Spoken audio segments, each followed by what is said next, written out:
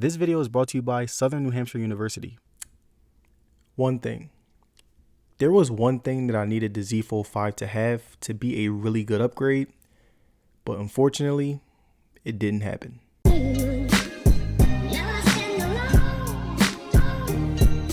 Now, I'm not going to waste any time sugarcoating anything. The Galaxy Z Fold 5 is a minor disappointment for me because unlike the Pixel Fold and many other foldables, Samsung is ahead of the game in this specific market. The Z Fold 3 was pretty great. It gave us an updated look into the future of Samsung foldables. The Z Fold 4 looked exactly the same, but most of us didn't care. The software updates were more than enough to keep us satisfied, but there was one thing that we all hoped that Samsung would change for about 3 years now, and that's the size of the front screen. Now, the size of the Z Fold's front screen has been something that has always gotten on my nerves, and for the longest, it's been annoying more and more people because when it comes to the Z Fold, I would say that it's the only real problem that it has. We all know that when it comes to software and hardware, Samsung is the leading company that can make the best foldable phones, but over time, we have been seeing many companies try their hand at foldables. And if I'm being honest, there are some now that I can say are better in certain departments since Samsung refuses to give up this very awkward front screen. The competition has been able to make bigger and wider front screens, which makes them more enjoyable to use. Many of them have increased the discreteness of the crease in the middle, which makes the main screen nicer, and many of them have been upgrading their software to better the experience of using a foldable, putting the Z Fold series in a position where they have to make those necessary changes in order to stay ahead. And this is where I get mad because all Samsung has to do is widen the screen, straighten out the crease a little bit more, and there, it's easily the best foldable in the market. But the Fold's front screen is definitely outdated.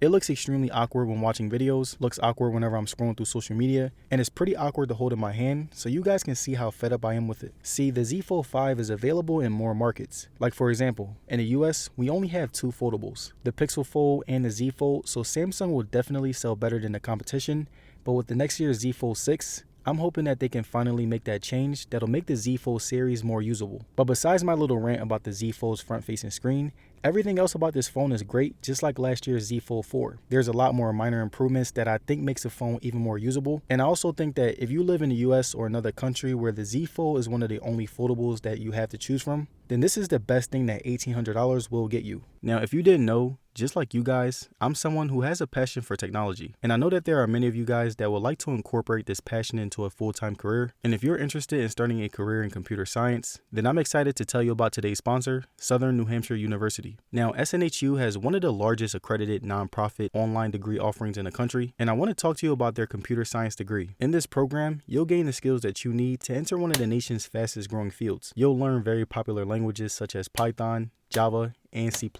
further expand your toolbox with experience in full stack development, and can also integrate using JavaScript, NoSQL, and Amazon Web Services. You'll also learn agile software methodologies and develop a security mindset that will help you understand some of the biggest challenges in this current industry. SNHU also provides cloud-based virtual environments in some courses to give you access to the technology that you need for your degree. SNHU is also radically affordable. Their online tuition rates are some of the lowest in the nation, and you can also go to snhu.edu/Nasim, which is also linked in my description and comment section of today's video. And from there, you can see the current average annual salary for a developer and request free information about the program. And when you do request information, a real person will hop on the call and discuss how the program can ultimately benefit you. In the future, there will be 2 categories of jobs: people who tell computers what to do and people who are told by computers what to do. Which one will you be? Now, unlike last year's Z Fold 4, the Z Fold 5 has 5 different color options in its catalog, starting with cream, icy blue, and blue. And for the more uniform colors, there's gray, and we still have Phantom Black. And the version that I have is Phantom Black, which is my personal favorite.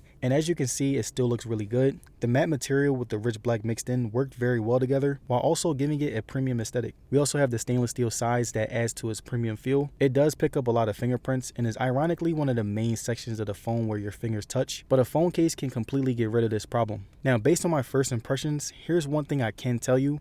It has the exact same feel as the Galaxy S23 Ultra when it comes to the front, back, and the size of the material, but it also feels heavier and slimmer when folded, so hopefully this gives you an idea of how it really feels in hand. Now, moving on to display, the Z Fold 5's main screen is a 7.6-inch dynamic AMOLED 2X display that I will say feels and looks the exact same as last year's Z Fold 4. And also the front 6.2-inch dynamic AMOLED display also looks and feels the exact same, but when we don't compare it to last year's phone, from my first impressions, it was very big and interactive. The quality was good, and it did good, so I was pretty satisfied with it since it's my favorite foldable screen when unfolded. Now you guys already know how I feel about the front display, but I do have some positives. The resolution is really good, it's brighter than last year, which is always a plus, and the responsiveness had that signature Samsung sharpness that reminds me of my S23 Ultra. I also really like the fact that both displays were really big in size with very small bezels. The screen real estate was very good, which made watching things much more easier. But just like the iPad, something that I don't like is the fact that when I watch a video on the main screen, there are these huge black bars that are as big as the picture, as to where on the Z Fold, the display is smaller in height, so watching movies, TV shows, and videos will be much more satisfying. Now looking more into the main display, the crease isn't noticeable at all when you're using your screen.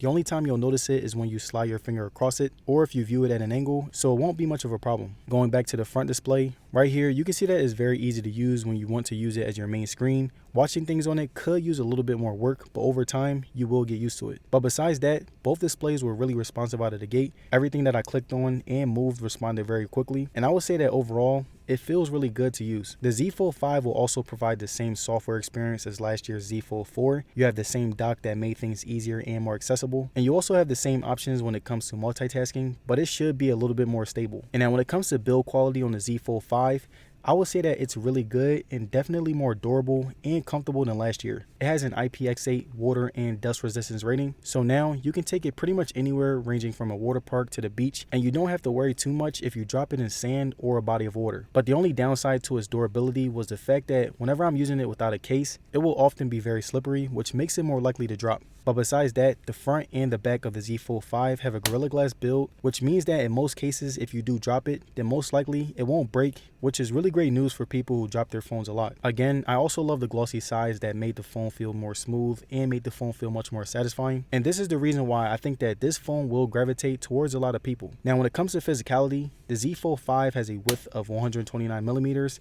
a height of 154 millimeters, and weighs about 253 grams, which is a tiny bit smaller than the Z Fold 4, but you really won't be able to notice much. And right here, you can see how well it fit into my hands. It's not too small and it's not too big. And I'm not gonna lie, this phone feels like a much more refined version of last year's Z Fold 4. It's much more comfortable to hold. Its closing is much more satisfying. And even though it does look like the Z Fold 4, it feels so much better in the hand. Also, when you put it in your pockets, it'll fit really well since it's more portable thanks to it being able to fold. And it helps again because you can use it like a regular phone when it's folded. It also had a really nice weight to it as well. Pretty much felt exactly the same as last year. And compared to the regular slab phone, it is heavier, but after a while you really do get used to it. And I also like it since it really adds to its premiumness. And now when it comes to the camera, again we have the exact same specs as the Z Fold 4. It has a 50 megapixel wide, 12 megapixel ultra wide, and a 10 megapixel telephoto camera that can shoot up to 8K and also can shoot up to 60 frames per second. It also has two front cameras that is at 10 megapixels for the front screen and 4 megapixels for the under display camera. But I really wish they would have come closer to the S23 Ultra since they both have a bigger price tag. And again, with the Samsung software, the pictures won't look too off, but it would be nice to see those similar specs. And right here, when we look at my daytime pictures from the main outer camera,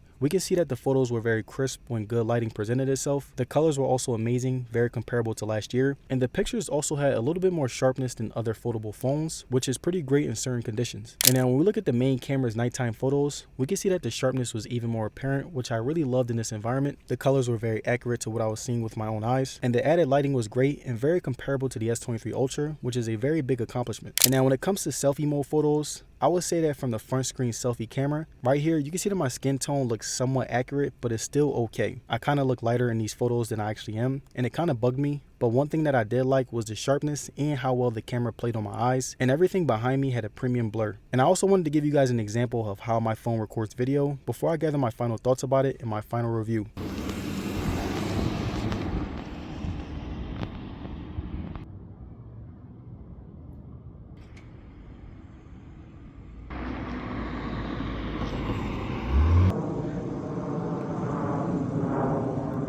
And when we look at additional specs of the Z Fold 5, it has the new Snapdragon Gen 2 chip. It has storage starting from 256 gigs that goes all the way up to 1 terabyte, which is better than last year. And it has a 4400 milliamp hour battery. And there it is, you guys, my review on the Galaxy Z Fold 5. Now stay tuned for more because I will be having a ton of more videos on the Z Fold 5 where I will be going into detail with how it holds up. But let me know down in the comments, do you guys think that I should do a day in the life on the Galaxy Z Fold 5? Let me know. And again, I want to thank you guys for watching today's video, and I'm going to see you guys in the next one.